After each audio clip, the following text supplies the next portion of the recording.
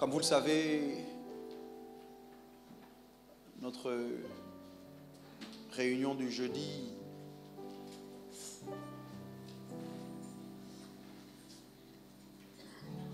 se passera dorénavant toujours autour de la table. Nous allons à un moment nous approcher de ce repas sacré. L'apôtre Paul est formel, il dit autour de cette table, il y a des malades qui sont guéris. Autour de cette table, il y a la vie. Mais en même temps, il nous demande de discerner le corps et le sang, de peur de manger et de boire contre nous-mêmes un jugement. Ça veut dire que la table sainte n'est pas une table à prendre à la légère.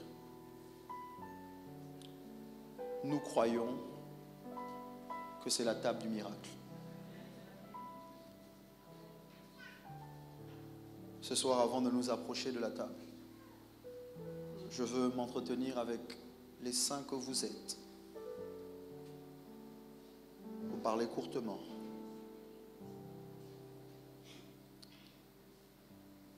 Alors que je priais, que je demandais à Dieu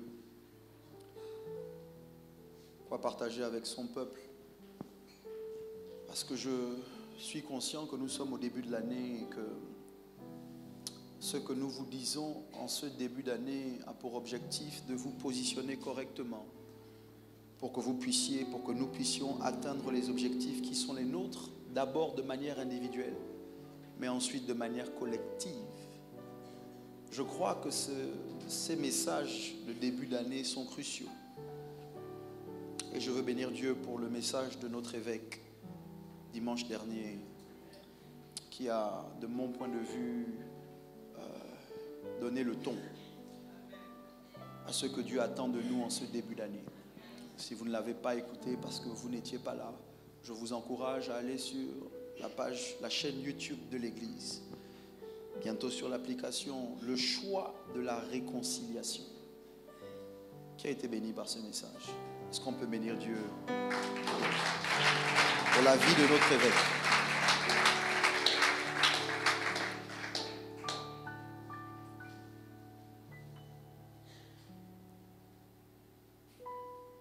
Qu'est-ce qui peut permettre que 2020 soit différent? Qu'est-ce qui peut faire que, quand bien même les années se succèdent, qu'elles ne se ressemblent pas?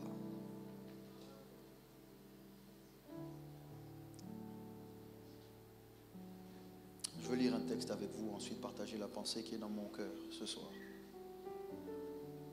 Ce n'est pas une pensée simple à partager, ce n'est pas une pensée simple à recevoir, mais c'est une pensée qui apporte la vie. Colossiens chapitre 1er.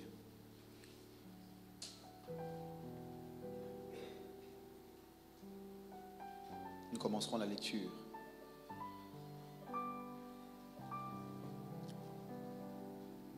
À partir du verset 20. C'est l'apôtre Paul qui écrit aux chrétiens de Colosse, des Colossiens. Colossiens. Voici ce qu'il dit, si vous y êtes, dites Amen. Colossiens 1, verset 20. Si ton voisin n'a pas de Bible, ne sois pas avare. Partage avec ce dernier, avec cette dernière. Je lis. Il a voulu par lui réconcilier tout avec lui-même, tant ce qui est sur la terre que ce qui est dans les cieux, en faisant la paix par lui, par le sang de sa croix. C'est ce que l'évêque nous a dit, la réconciliation. Verset 21, et vous qui étiez autrefois étrangers et ennemis par vos pensées et par vos mauvaises œuvres, il vous a maintenant réconciliés par sa mort dans le corps de sa chair, pour vous faire paraître devant lui saints, irrépréhensibles et sans reproche, si du moins vous demeurez fondés et inébranlables dans la foi, sans vous détourner de l'espérance de l'évangile que vous avez entendu, qui a été prêché à toute créature sous le ciel, et dont moi, Paul, j'ai été fait ministre. C'est le verset 24 qui m'intéresse. Je me réjouis maintenant dans mes souffrances pour vous. Et ce qui manque aux souffrances de Christ, je l'achève en ma chair pour son corps qui est l'Église. C'est d'elle que j'ai été fait ministre selon la charge que Dieu m'a donnée auprès de vous afin que j'annonçasse pleinement la parole de Dieu. Je veux m'arrêter là.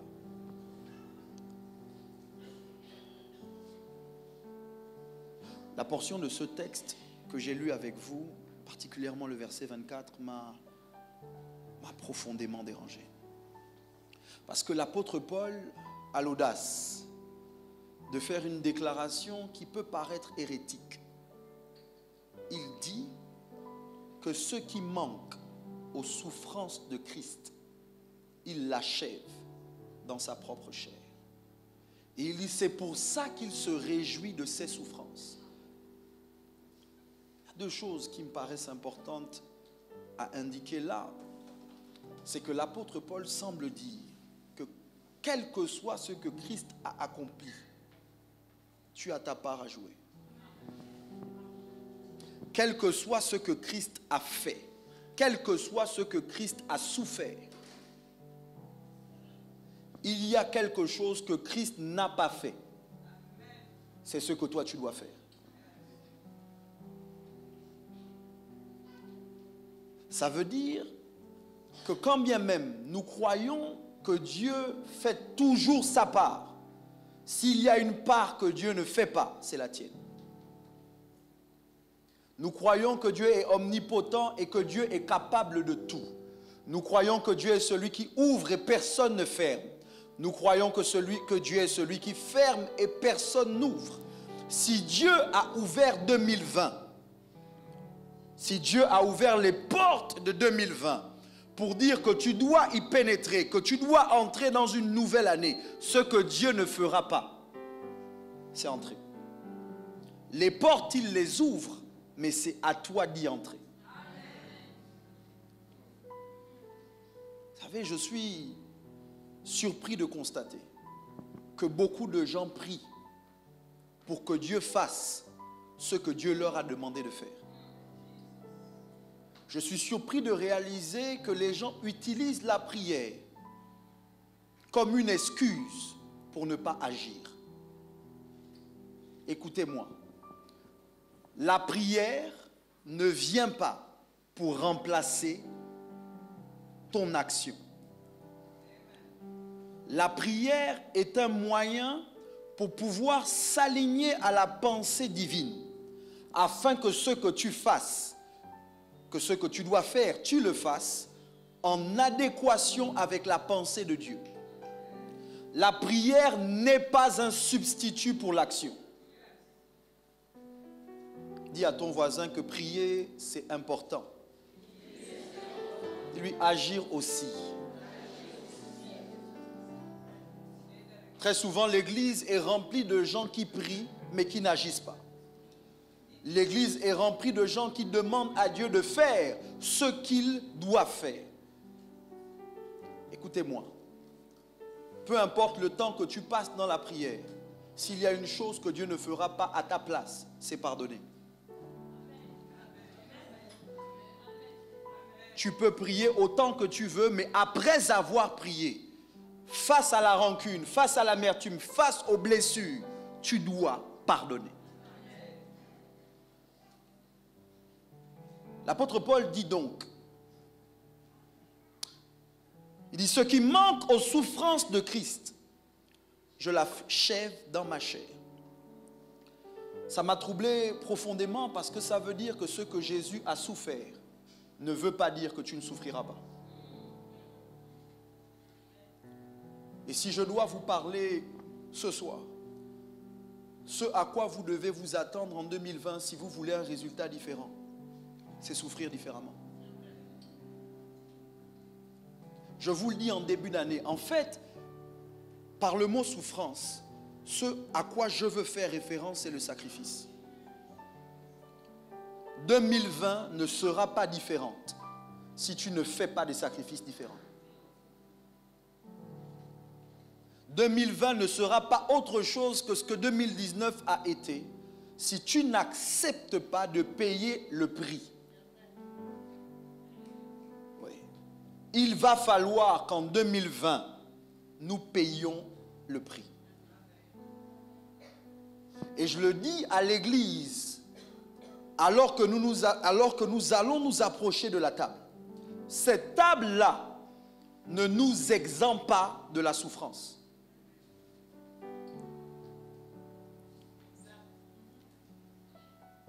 Écoutez-moi. Je ne sais pas comment je vais vous dire ça sans paraître un prophète de mauvais augure.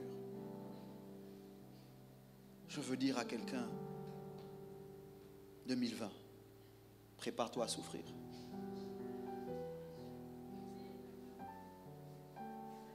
Okay.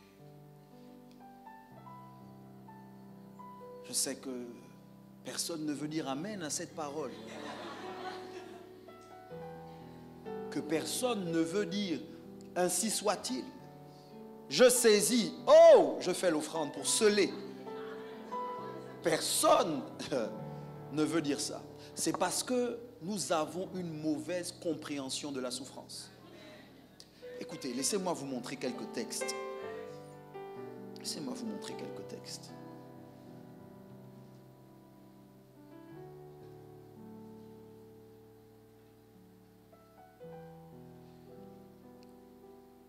Genèse.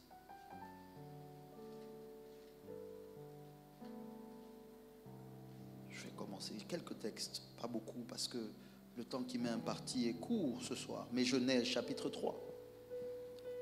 Genèse chapitre 3, c'est le verset 16. Pourquoi je repars au livre de commencement? Parce que je veux que vous compreniez que depuis le commencement, il y a la souffrance. Genèse 3, 16, la Bible dit, il dit à la femme, j'augmenterai la souffrance de tes grossesses. Écoutez, je sais qu'il le dit après le péché. Adam et Ève ont mangé du fruit qui leur était défendu. La sanction arrive. Et quand nous lisons ce texte, nous avons l'impression que la souffrance est la conséquence du péché. Et que si Christ nous a sauvés, rachetés de la loi du péché, c'est que nous ne devons pas souffrir. Mais lisez bien le texte. Dieu dit, j'augmenterai. Ça veut dire qu'il y avait un niveau de souffrance avant le péché. Mais à cause du péché, j'augmenterai. Est-ce que vous m'entendez? Qu'est-ce que ça veut dire? Ça veut dire que Dieu n'avait donc pas prévu que la femme ne souffre pas. Il y a une souffrance qui est attachée au fait d'être qui vous êtes. Au milieu d'individus qui veulent que vous soyez qui ils sont. Écoutez-moi bien, être soi-même au milieu de personnes qui veulent nous modifier, ça fait souffrir. Être soi-même au milieu d'individus qui veulent vous imposer leur identité, ça fait souffrir. Laissez-moi vous dire que être quelqu'un d'aimable au milieu de personnes désagréables, ça fait souffrir. Rester intègre dans une société corrompue, ça fait souffrir.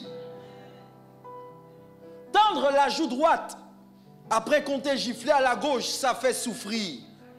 Pardonner fait mal. Parle à quelqu'un à côté de toi, dis-lui la souffrance fait partie du plan de Dieu pour toi.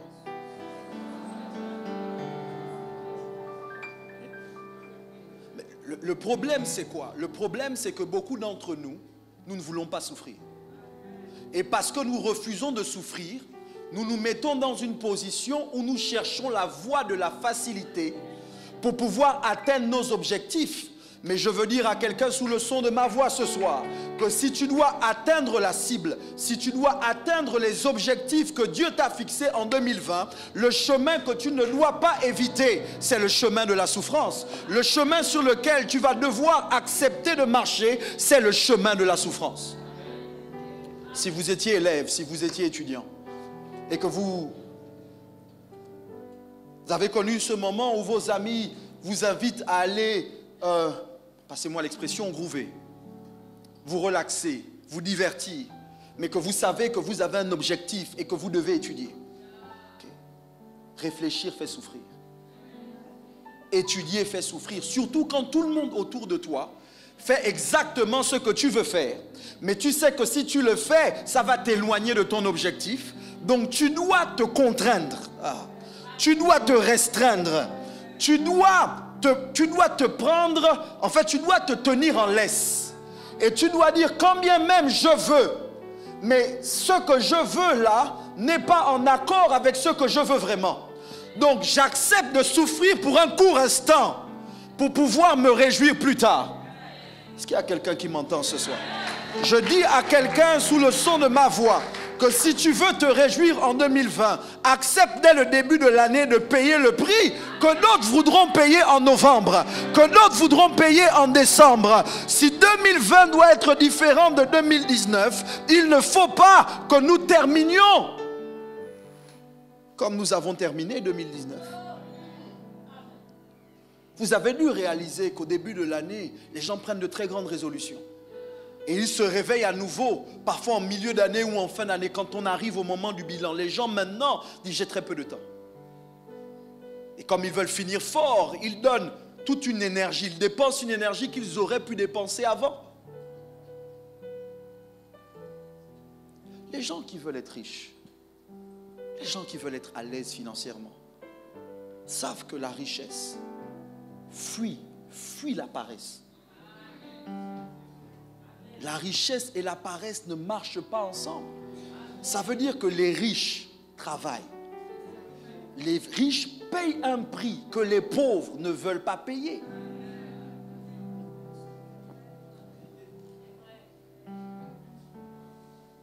Épargner fait souffrir.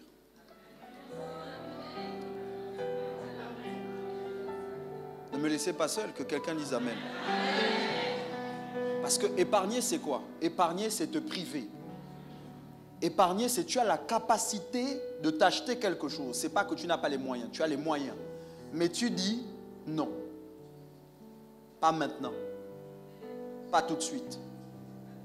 Ce n'est pas nécessaire.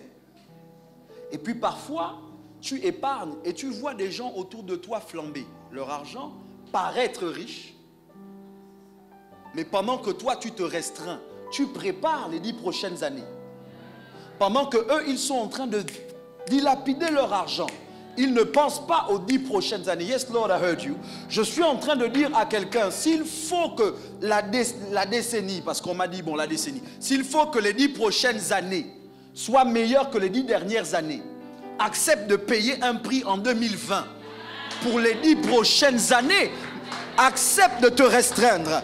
Accepte de mettre en terre quelque chose qui va porter du fruit. Je suis venu dire à quelqu'un ce soir, il va falloir que tu acceptes de souffrir. Vous savez, la Bible est formelle. La Bible dit quelque chose d'étonnant au sujet de Jésus. La Bible dit que Jésus a été ressuscité et on lui a donné tout pouvoir. Le Père, tout pouvoir. Jésus parle, il dit tout pouvoir m'a été donné dans les cieux, sur la terre et sous la terre. Et j'entends Dieu parler à son Fils et qui lui dit assieds-toi à ma droite jusqu'à ce que je fasse de tes ennemis ton marchepied. Ça veut dire que Jésus est assis à la droite du Père ayant tout pouvoir. Donc le Jésus que vous voyez assis n'est pas quelqu'un d'impotent. C'est quelqu'un qui a tout pouvoir. Sauf qu'il sait qu'il doit faire preuve de patience.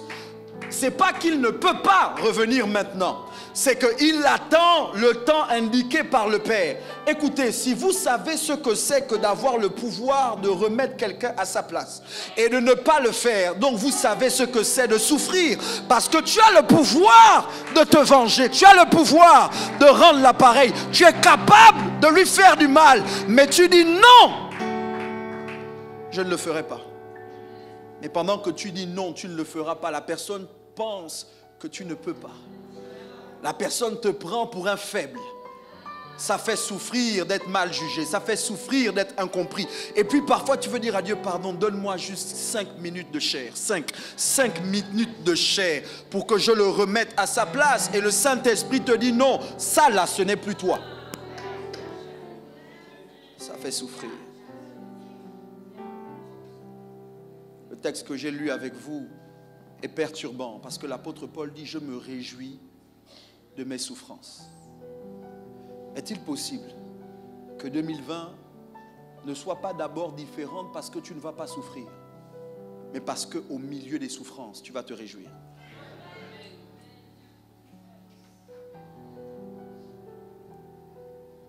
Laissez-moi ramener ça peut-être au niveau de tout le monde. Tu rentres à la maison. Après un culte, la gloire de Dieu est descendue. Mais quand tu rentres dans la même maison. Les murs sont les mêmes. Le frigidaire est toujours vide. Okay. Il y a toujours cet individu dans ta maison qui t'énerve. Tu croyais qu'après le culte, Dieu l'aurait enlevé. Et quand tu rentres, elle est toujours là. Et puis au milieu de tout ça, le diable veut voler ta joie en te disant, je sais quel bouton appuyer pour te faire perdre la joie. Mais quand tu rentres, tu as pris la décision de ne plus laisser à personne, à quiconque, à rien, la possibilité de te voler la joie. Donc tu ne rentres pas dans une maison où tu ne souffres pas. Mais tu te réjouis de tes souffrances. Au milieu de la souffrance, tu te réjouis. Parce que tu es conscient que le prix que tu payes maintenant, c'est parce que tu vas quelque part.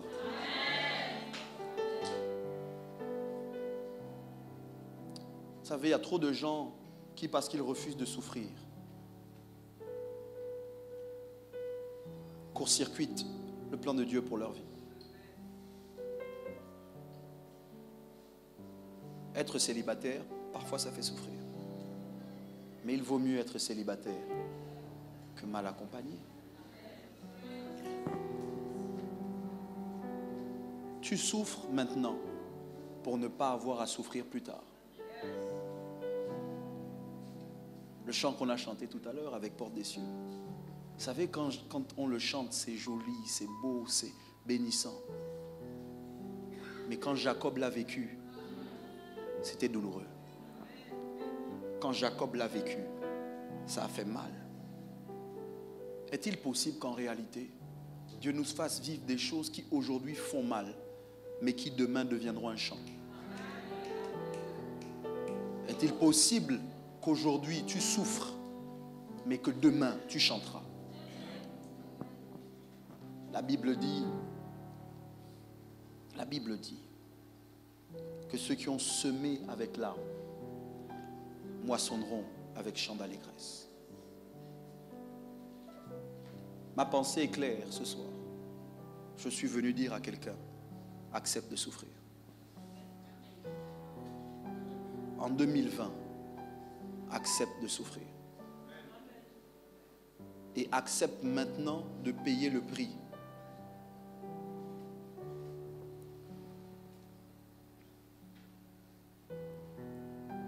Ce qui manque aux souffrances de Christ, je l'achève dans ma chair. Quelque chose que Dieu ne fera pas pour toi, ma soeur, mon frère. Jésus a payé le prix ultime. Il est mort à la croix, il a souffert.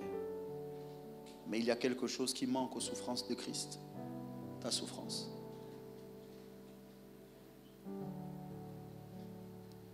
Et je sais que ce n'est pas le message, je m'adresse aux internautes aussi, que beaucoup de gens veulent entendre à l'église.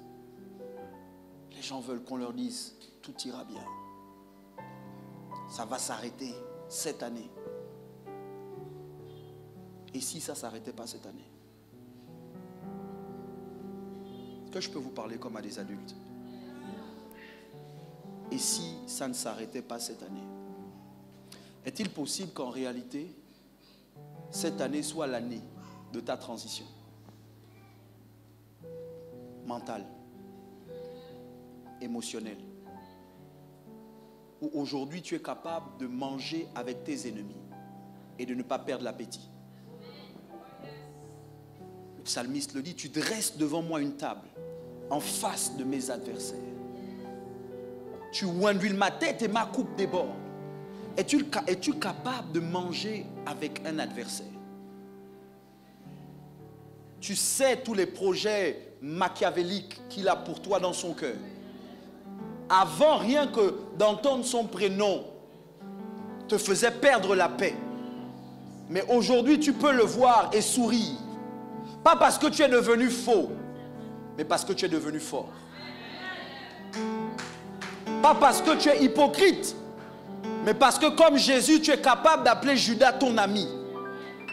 De laisser Judas être traître et toi rester vrai.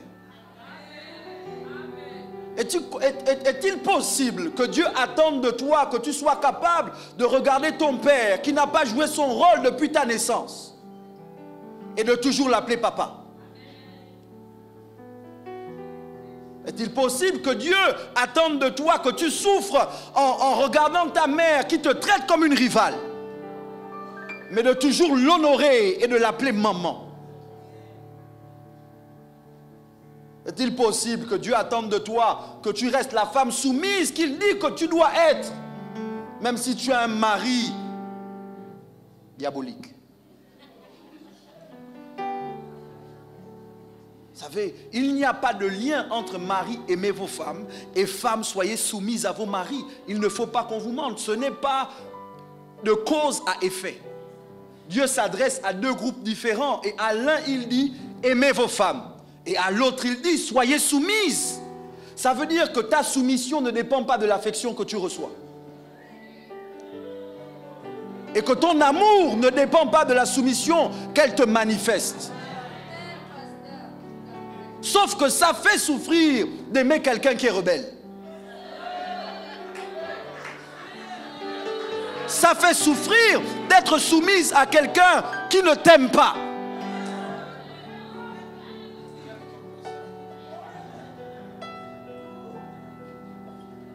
On dit, enfant, honorez vos parents. Honore ton père et ta mère. Et puis la Bible dit plus tard, parents, n'irritez pas vos enfants. Ça veut dire que Dieu n'a laissé personne dans le flou. Aux enfants, honore ton père et ta mère, mais il m'irrite, mais elle me parle mal devant les gens. Dieu dit, c'est pas ça le problème. C'est vrai que tu souffres, mais ne laisse pas ta souffrance te changer en qui tu ne dois pas être. Pasteur, cet enfant me tient tête devant les gens, cet enfant ne me respecte pas. Mais la Bible dit quand même, parents, n'irritez pas vos enfants.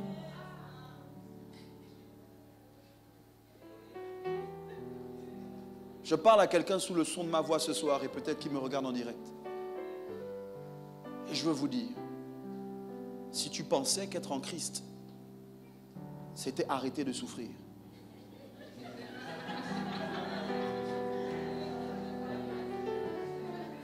c'est que tu as entendu le mauvais évangile.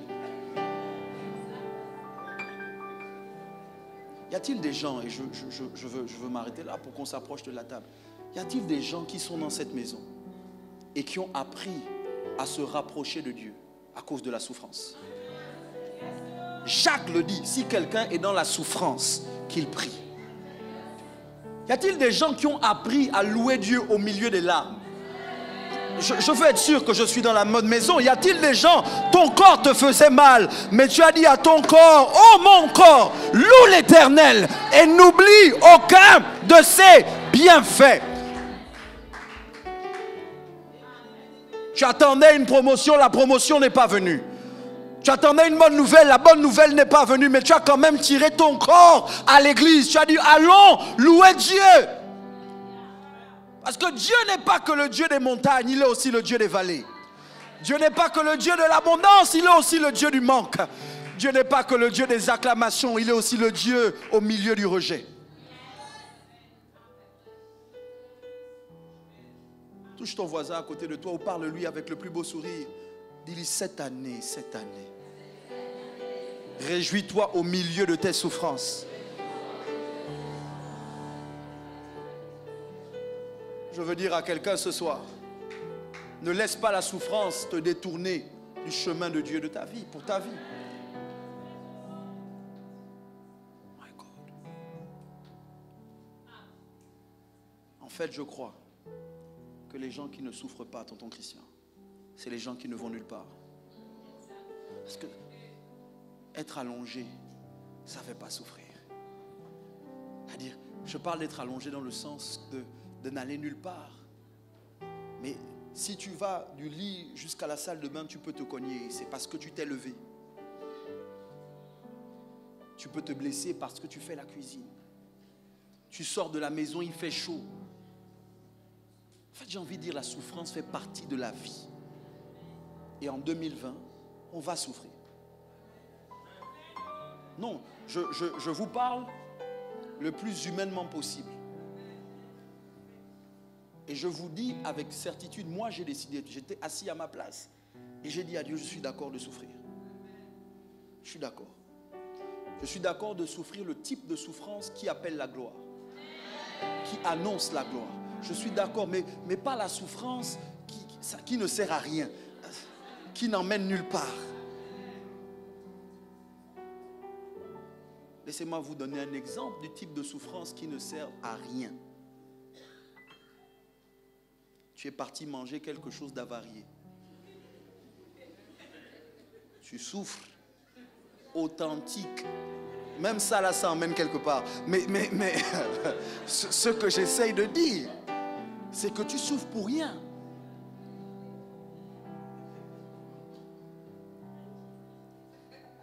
Tu aimes le chocolat, tu dois arrêter le chocolat, ça fait souffrir. Tu aimes KFC, arrêter KFC, ça fait souffrir. En fait, ce n'est pas possible d'avoir véritablement un objectif et de ne pas souffrir. Okay. Je vous ai parlé le plus simplement possible ce soir. Si tu dois retenir une seule chose, c'est que 2020, il faut que tu acceptes de souffrir. Pour les objectifs qui sont les tiens, il faut que tu acceptes de souffrir. Okay. Et 2020 sent bon. 2020 sent très bon.